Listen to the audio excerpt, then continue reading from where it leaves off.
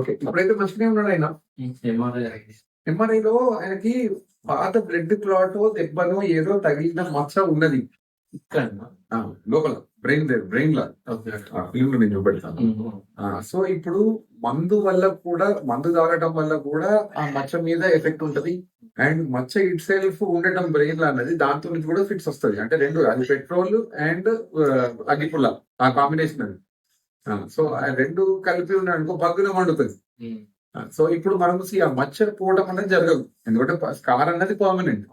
So దాన్ని మనం ఏం చేయలేము. కానీ మన చేతిలో ఉన్నది ఏంటి? ఆల్కహాల్ తాగకుండా మన చేతిలో ఉంది. చెప్పిన నేను కూడా చెప్పిన. సో నువ్వు మందు తాగినా ఎలకల మందు తాగినా ఒకటే రా బాబు అని చెప్పిన ఆయనకి. సో ఎందుకు అంటే నిజం కూడా తేడా లేదు. ఇప్పుడు మందు తాగినా కూడా ఆయన ప్రాణానికి అపాయం, ఎలకల మందు అయినా అంతే కదా.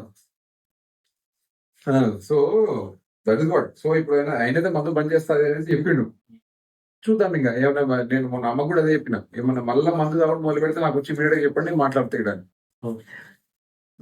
సో ఇప్పుడు నేను మందులు రాశాను 1 month కి. సో ఇవన్నీ కంటిన్యూ చేయనివ్వండి.